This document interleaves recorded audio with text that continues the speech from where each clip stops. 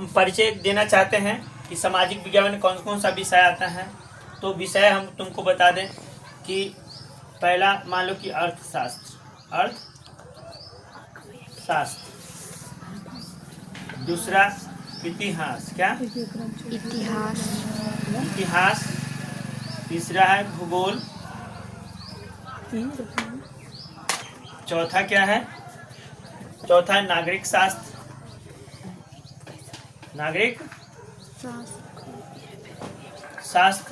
ठीक है। पांचवा क्या है, आपदा प्रबंधन, आपदा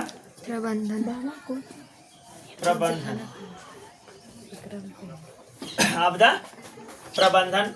तो सामाजिक विज्ञान में ये विषय पढ़ना है। और सबसे पहले जो है अर्थशास्त्र, इसमें हम चालू कर रहे हैं। और चालू करने से पहले ये परिचय हम जरूर दे दें कि ये चीज जो है अर्थशास्त्र है। शास्त्र में अर्थशास्त्र, इतिहास, भूगोल, नागरिक शास्त्र और आपदा प्रबंधन। अर्थशास्त्र में क्या तुमको पढ़ना है, तो इसमें पढ़ना है तो हम बता दें कि इसका परिचय भी दे दें कि अर्थ के मतलब क्या होता है। मतलब होता है धन, मतलब होता है धन। और धन जैसे किसी व्यक्ति को, जैसे आर्थिक क्रियाएं, जैसे व्यक्ति को हम बोले, कोई भी व्यक्ति अगर बोलता है कि मेरी आर्थिक स्थिति कमजोर है, क्या है, कमजोर है, यानी कि उसके पास पैसा नहीं है ना। आर्थिक क्रियाएं का मतलब होता है काम करना। आर्थिक मतलब पैसा और क्रिया माने काम, समझ गया ना। तो आर्थिक क्रियाएं ये है। अब जो परिचय है तुम लोग के अर्थशास्त्र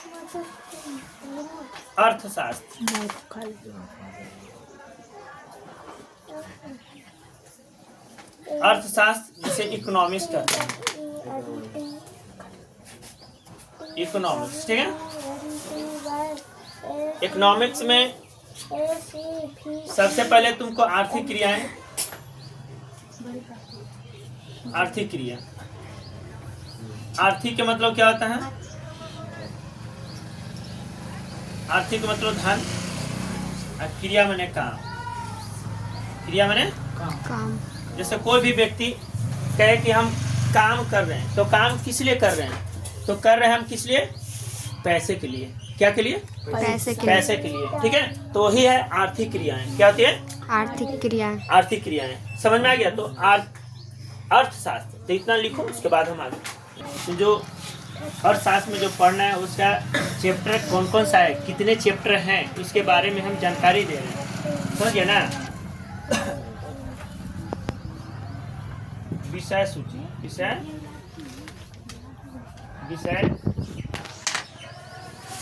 के पाठ कितने हैं वो हम बता रहे हैं। तो पहला है, इसका नाम है अर्थव्यवस्था। क्या, अर्थव्यवस्था,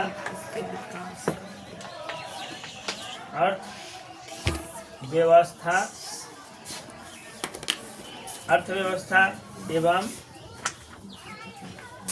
इसके विकास का इतिहास, विकास का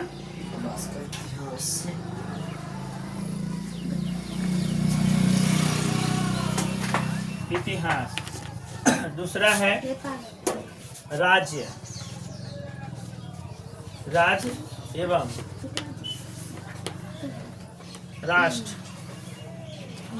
की आय, तीसरा है मुद्रा,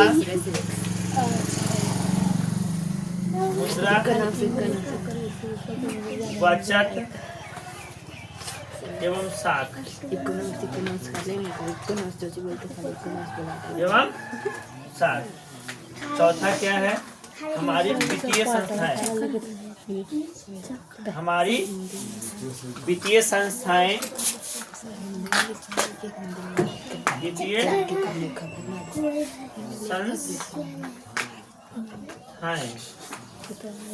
थोड़ा सा चुप रहो, थोड़ा ऑडियो बंद रखो, अब वीडियो हमको बनाने। तो क्या है हमारी वित्तीय संस्थाएं। पांचवा क्या है, रोजगार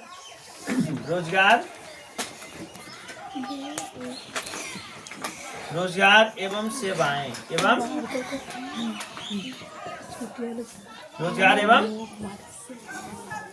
सेवाएं, रोजगार एवं सेवाएं, वैश्वीकरण, वैश्वीकरण। सातवां है उपभोक्ता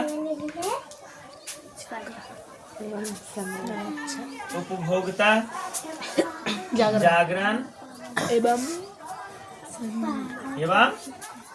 संरक्षण।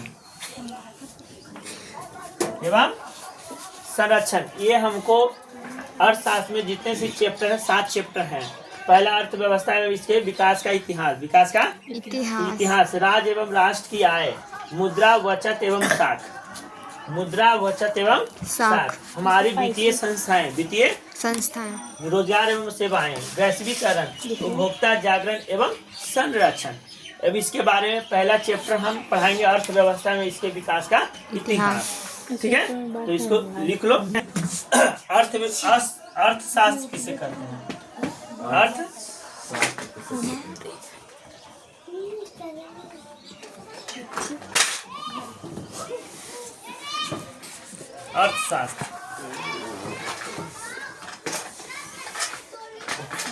अर्थशास्त्र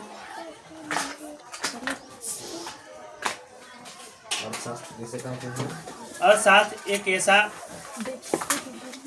तंत्र है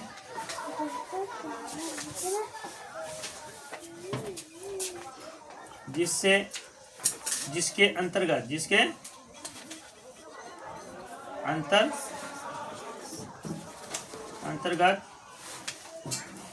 विभिन्न वस्तुओं का क्रियाएं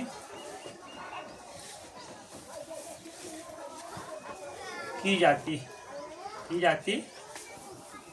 है तथा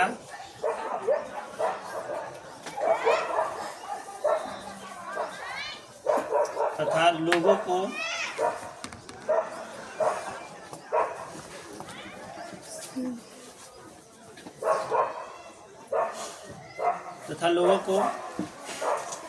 वस्तुओं के द्वारा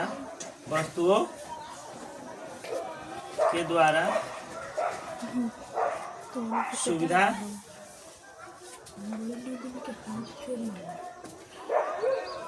प्रदान करता एवं लोगों को रोजगार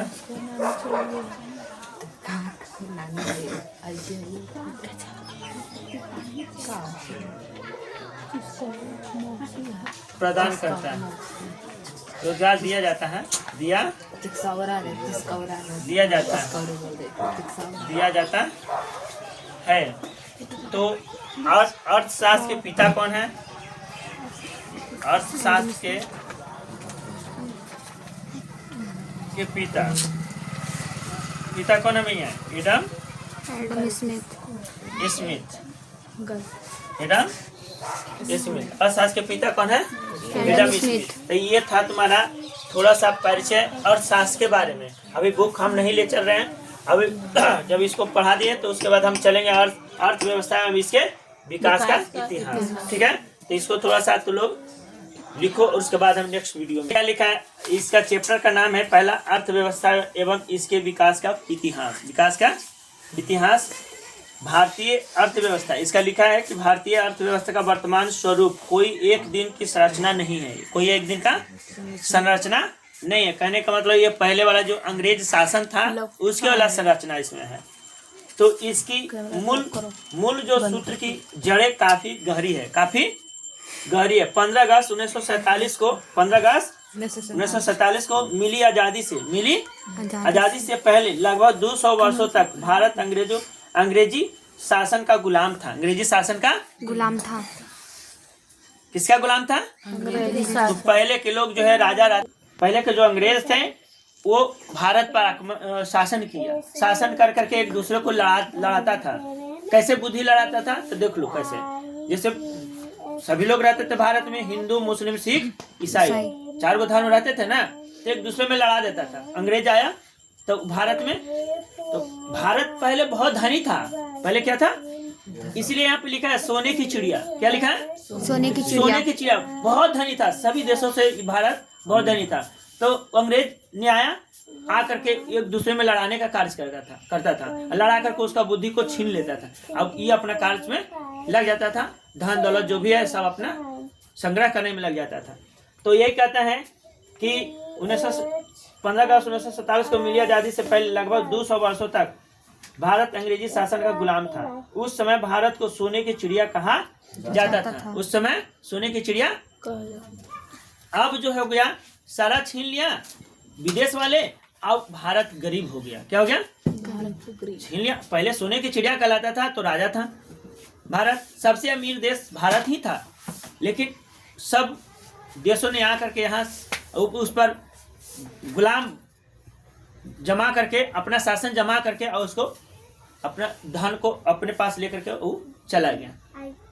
तो अब यहाँ पे लेकिन अंग्रेजी शासन ने सोने की इस चिड़िया का भरपूर शोषण किया। शोषण का मतलब समझते हो ना?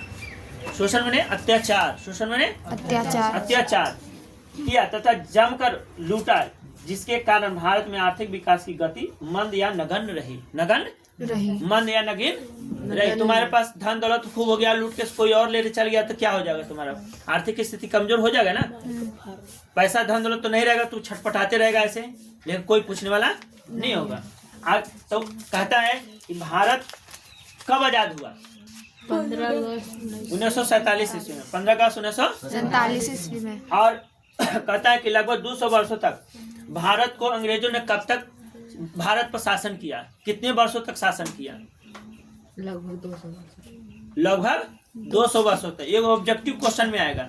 भारत किस नाम से जाना जाता था पहले? सोने की चिड़िया के नाम से जाना जाता था। समझ में गया? आजादी के पहले भारतीय अर्थव्यवस्था का सामाजिक, आर्थिक, राजनीतिक, सांस्कृतिक पुनरुत्थान कर दुनिया की एक अग्रणी अर्थव्यवस्था के रूप में प्रस्तुत करना हमारे नीति निर्धारकों के समक्ष चुनौती थी। इस अध्याय में अर्थव्यवस्था का परिचय, अर्थव्यवस्था का विकास की माप एवं विभिन्न सूचकांक, बिहार के विकास की स्थिति, देश के आर्थिक विकास में बिहार के आर्थिक विकास की भूमिका, मूलभूत आवश्यकताएं, विकास का समान बातों पर प्रकाश डाला गया। तो पहले के लोग आते थे, विदेश के लोग आते थे और हमारे देश में शासन कर करके और उससे लूट करके ले चल जाते थे। एक दूसरे से लड़वा देते थे। हिंदू में लड़ा दिया, मुस्लिम में लड़ा दिया, लड़ा करके उसको और उसका धन जो है लूट लेते थे, लूट करके ले चल जाते थे। और जब देश गरीब हो गया, यहाँ नहीं रहा, सब विदेश चला गया। सब विदेश ले जाकर के अपना धन बना लिया और वो खुद राजा बन गया। ठीक है? तो ये अंग्रेजों ने आया तो कहता क्या है आगे, अंग्रेजी शासन ने भारतीय अर्थव्यवस्था को अपना एक उपनिवेश बनाकर रखा था। फूट डालो और शासन करो। फूट डालो और शासन करो। किसने इसे कहा? इस शब्द को किसने कहा? वाक्य को किसने कहा? तो अंग्रेजों ने कहा। फूट डालो और फूट डालो का मतलब एक दूसरे में झगड़ा करवा दो, अब हम खुद शासन करें उस पर। ठीक है? तो उपनिवेश के मतलब समझते हो? उपनिवेश का मतलब होता है गुलाम। क्या होता है? गुलाम। कॉलोनी जिसे कहते हैं। उपनिवेश का मतलब क्या होता है? गुलाम। फुट माने सर है? फुट माने एक दूसरे में दोस्ती में दरार पैदा करना। गुलाम थोड़ी ना होता है। उपनिवेश माने गुलाम होता है। फुट माने एक दूसरे में दरार पैदा करना, झगड़ा लगवाना। फुट डालो, फुट और शासन करो। डिवाइड एंड रूल की नीति अपनाकर भारत को अपना दास बनाकर रखा। दास में समझते हो ना? नौकर चाकर बना करके रखा है ना। ब्रिटिश शासन के पूर्व भारतीय अर्थव्यवस्था के कृषि प्रधान होने के बावजूद उद्योग, व्यापार, यातायात, आधारभूत संरचना में कई अन्य महत्वपूर्ण देशों की तुलना में अच्छी स्थिति में भी, लेकिन शोषण एवं दमनकारी नीतियों के कारण भारत की स्थिति जर्जर हो गई। गरीबी, अशिक्षा, अंधविश्वास, विषमता तथा शोषण का साम्राज्य था। शोषण का साम्राज्य था। अंग्रेजी शासन के लगभग 200 वर्षों में भारतीय अर्थव्यवस्था में कोई विकास नहीं हुआ। कोई विकास नहीं हुआ। तो क्वेश्चन लिख सकते हो कि भारत कब आजाद हुआ। भारत, पहला क्वेश्चन है भारत कब आजाद हुआ। आजाद हुआ तो आंसर में क्या लिखेगा? 15 अगस्त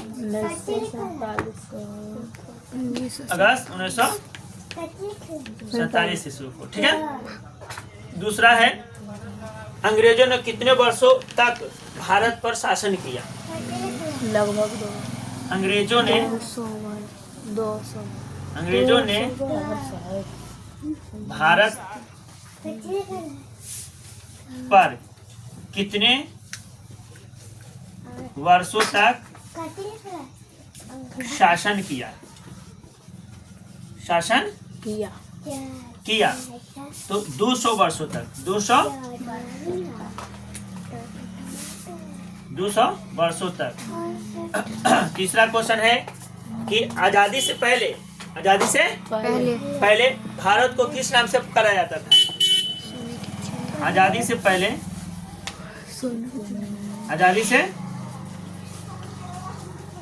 भारत को किस नाम से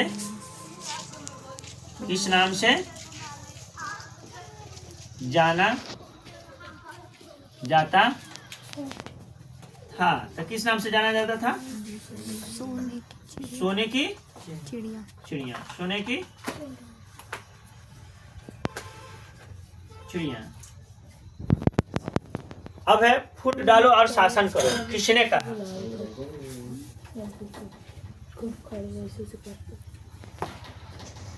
फुट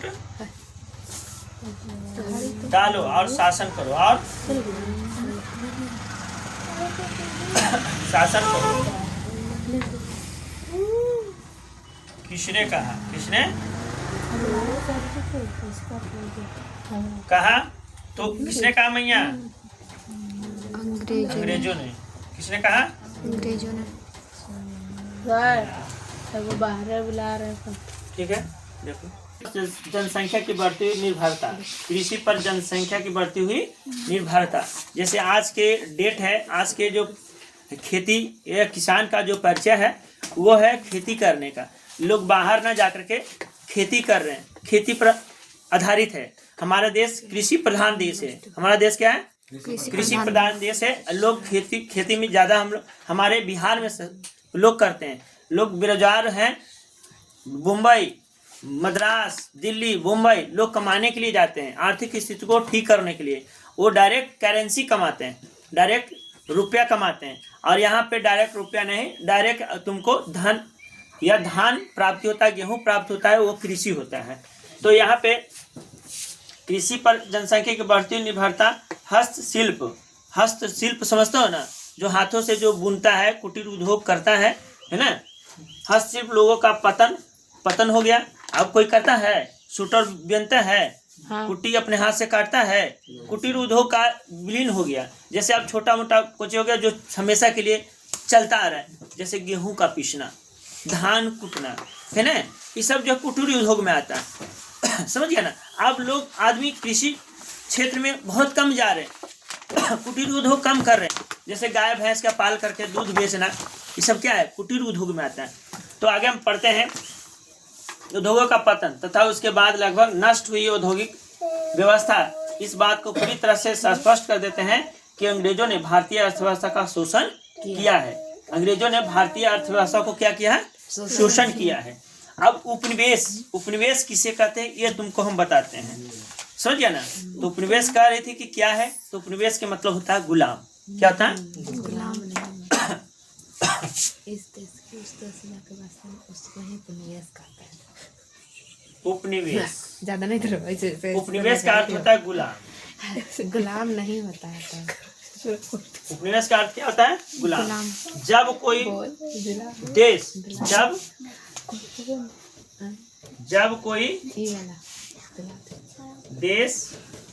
जब कोई देश किसी बड़े चलावे आज पे किसी ठोक दो पे बड़े तो समृद्धशाली कनियो ले में तो समृद्ध कौन वाला शाली राष्ट्र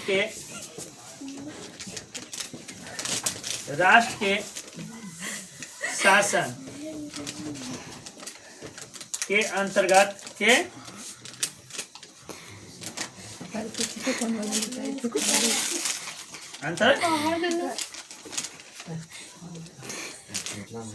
अंतर्गत रहता है। क्यों डिस्टर्ब कर दिया? और उसके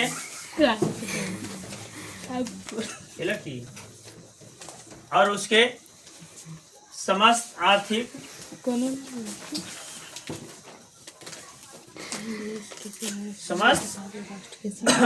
एवं व्यावसायिक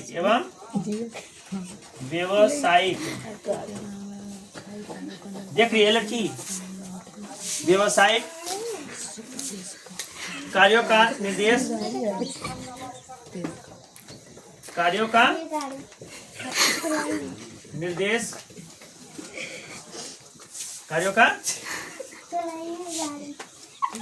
एवं नियंत्रण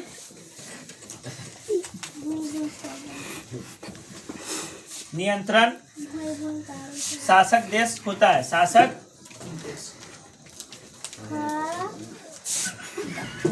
देश होता है। देख मियाँ, ज्यादा बकवास की तो हम छोड़ देंगे पढ़ाना, ठीक है ना? तो फिर जाओ घरे, रिटर्निंग चल जाओ। यहाँ मजाक नहीं हो रहा, ठीक है ना? पढ़ना बेकार, कैसे मजाक यहाँ पे मत करो। तो ऐसे शासक देश को शासक देश का उपनिवेश कहा जाता है। क्या कहा जाता है? इसे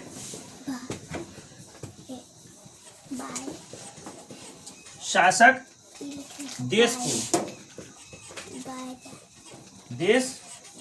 को शासक देश का शासक देश का उपनिवेश कहा जाता है। उपनिवेश कहा जाता है। तो भारत कई 200 वर्षों तक ब्रिटिश शासन का एक उपनिवेश था। उपनिवेश आप समझ ले कि भारत करीब 200 वर्षों तक ब्रिटिश शासन का एक उपनिवेश था। क्या था? अब बताओ।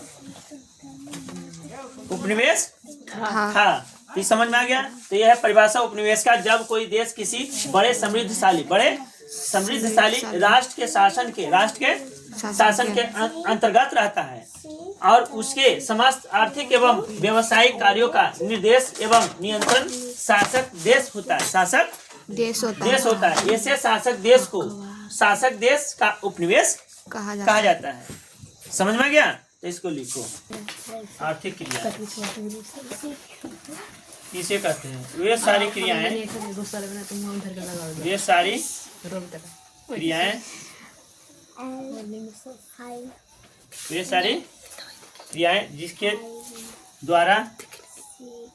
जिसके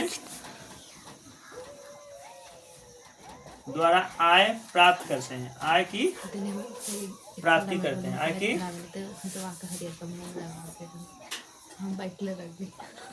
करते हैं। उसे क्या कहते हैं? उसे क्या करते हैं? आर्थिक क्रियाएं।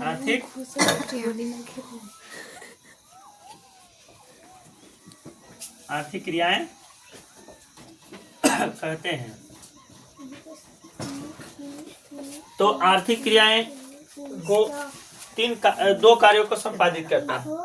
अर्थव्यवस्था दो प्रमुख, जैसे अर्थव्यवस्था में है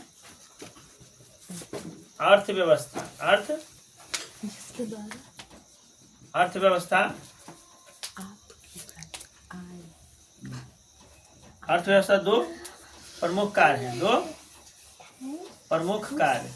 तो पहला क्या है मियाँ? तो पहला लोगों की आवश्यकताओं की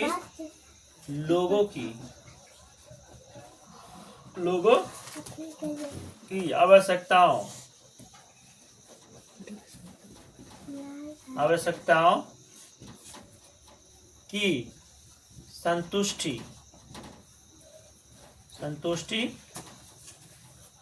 के लिए विभिन्न प्रकार की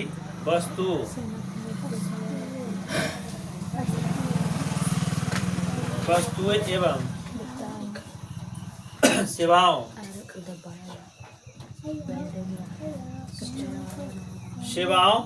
का उत्पादन करती है।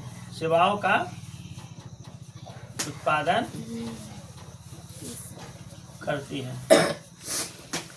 दूसरा क्या है भैया? लोगों के रोजगार के अवसर प्रदान करती है। लोगों को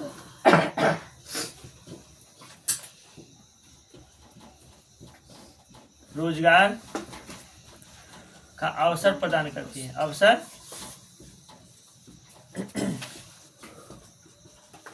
प्रदान करती है। ये दो क्रियाएं हैं। अर्थव्यवस्था दो प्रमुख कार्य हैं। लोगों की आवश्यकताओं की संतुष्टि के लिए विभिन्न प्रकार की वस्तुओं एवं सेवाओं का उत्पादन करती है। जैसे मार्केट में कई प्रकार के, जैसे मैगी तुम खा रही है तो सेवा है ना, सेवा है कि नहीं? जैसे जिसके पास खेती नहीं है तो चावल का उपलब्धि हो रहा है ना, कि चावल कहाँ से लाएंगे, है ना बात। तो मार्केट में कई प्रकार के चावल भी तुम खरीद सकते हो। तो वही वस्तुएं एवं सेवाओं का उत्पादन करती है। दूसरा है लोगों को रोजगार का अवसर प्रदान करती है। और जब वस्तु वहां से आएगा, जब मान लीजिए ट्रक से आया तो ट्रक से उतारने के लिए तो लेबर मजदूर की जरूरत पड़ेगा ना, तो रोजगार भी अवसर प्रदान हो गया।